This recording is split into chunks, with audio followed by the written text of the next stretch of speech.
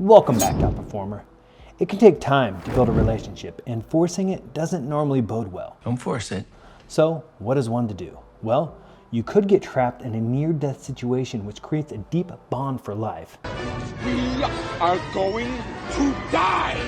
But I don't recommend that. Instead, I recommend you leverage these 3 psychological hacks: the rule of reciprocity, the Benjamin Franklin effect, and the feedback loop.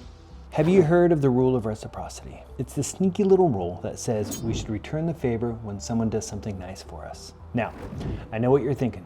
Duh, I already knew that. But hear me out.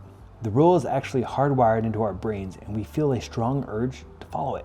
In fact, it's so powerful that it can even make Sheldon Cooper from The Big Bang Theory feel obligated to get a gift for someone else. And we know how he feels about doing things for other people. I got you and Leonard a few silly neighbor gifts, so I'll just put them under my tree. Wait, you bought me a present? Uh-huh. Well, why would you do such a thing? I don't know, because it's Christmas? Oh, Penny, I know you think you're being generous, but the foundation of gift giving is reciprocity. You haven't given me a gift. You've given me an obligation. Rule of reciprocity can be super helpful in the workplace and in your career. Imagine you've been doing your boss a bunch of favors, going above and beyond on projects and generally making his life easier. You know he appreciates it, but how can you turn that appreciation into action? By using the rule of reciprocity, of course. If you can rack up enough favors, your boss will start to feel like they owe you 1, or 2, or 3. And when it comes time to ask for that promotion or raise, they'll be more likely to say yes because they'll want to balance out the favor scales. Next up, we have the Benjamin Franklin effect. The Ben Franklin effect says that if you do someone a favor, you're more likely to do them another favor in the future. Crazy, right? Or you're thinking, I don't get it. Here's an example to help you understand how it works. Let's say you're sitting next to a stranger at an event and you ask them to borrow their pen. Can I borrow your pen? They may at first be hesitant as their brain is putting up stranger danger signs, but their request is small and low risk, so they agree. Well, congratulations, you've hacked past their brain's defenses. The shift in their brain goes from, should I trust this person, to, I guess I do trust them because, we just lent them our pen. An hour later, if you asked to borrow their phone, their brain would be more likely to say, sure, why not? We trust this person. But if you had started with the phone, they might have been less likely to say yes, or at least watched you like a hawk. These little favors build trust, which opens a person up to larger requests, since they have now identified themselves as someone who does favors for you. This is also how con artists work, by the way. Invest $100 in me, you do, and I'll return you $200. Then they ask, hey, you want to do it again? This time I'll give you $1,000. Your brain says, I trust this person as they doubled my money last time. Let's do it. Before you know it, that $1,000 becomes $2,000. Then the request turns to $10,000. Yeah, we're best buds. Then they disappear with all your money. Not cool. Not cool! While the Benjamin Franklin effect is a favorite of cons, you must promise to only use it for good and not evil. All right, we'll leave the con artist hustle aside, but the psychological effect can help you with your work relationships. It ultimately is an accelerator to building that trust, because once you ask for that small favor, that moves that person into the camp of feeling more friendly with you, more likely to help you. They feel they trust you. I don't know why I trust you, but I do. And now that they've associated you as a person that they trust enough to do the small favor, they are more open to helping you in general. Here are some examples. If you ask your boss for help in shaping your readiness for the next level, then they're more likely to support your promotion as they have invested time and effort into helping you. As another example, if an employer is hesitant to let you take the lead on a key project, you can start with a smaller ask. Ask to join a meeting or create the project plan.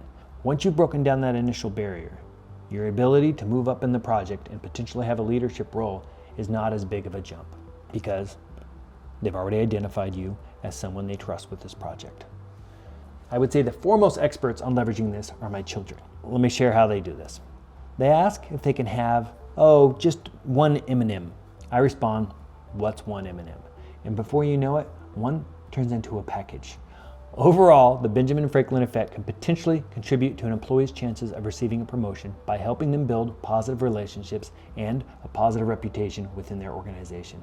So start small and build to your goal. You can combine this hack with hack number 3, the feedback loop. How do you feel when a coworker, or anyone for that matter, asks you for advice? Feels great, right? Pretty nice. That's because it makes us feel valued.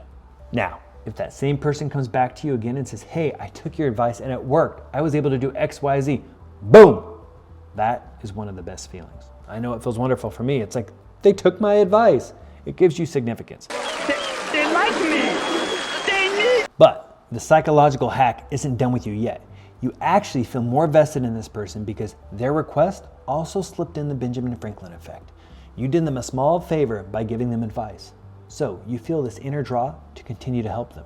They have just turned you into a mentor simply by asking for feedback, but then did something even more powerful with closing the feedback loop by then taking the action and demonstrating the progress. This is how mentor-mentee relationships are established. A mentor exchanges their knowledge and in return, you give them significance. This is the starting point to building sponsors as well. Just keep adding value and let it simmer. But here's the thing. If you ask for their advice and you do nothing, you might give them a temporary bump in significance, but you miss out on the potential to increase trust by applying their feedback and then closing the loop with them to show them that you applied it and it worked great. Of course, you have to be willing to put it into play. If you don't, then the next time you ask them for feedback, they may be less willing to make the time because now you're just adding friction to their schedule. This feedback loop is so important as it accelerates your trust building and creates more investment in you from the boss as they literally feel like they're helping transform you into this top performer. Honestly, I've completely transformed myself. You want to give them some credit for it. After all, you're building a sponsor. Before you know it, you're going to be combining all three of these. For example, you're working on a project and you ask for a small favor in the form of feedback. Well, now you've used the Benjamin Franklin effect. And then guess what? You're going to close the loop on that and you're going to use the feedback loop. And then guess what happens? After that, when you come back again, they're going to be so grateful you delivered on the project that the rule of reciprocity is going to kick in and make them feel more obligated to return a favor to you, perhaps in the form of a promotion or a raise, or at least continue to step up towards those things. Congratulations, you now have 3 psychological hacks that you will hopefully use for good and not evil. That is, unless you have decided to change careers and become a con artist, but if not, I'll see you in the next video. That's it for this lesson. I hope you found it valuable. If so, this is one of the core lessons from my Career Accelerator system. If you want the full course with the workbook, scripts, and bonus tools, you can get access at careeraccelerator.me. Or you can dive into the next lesson here.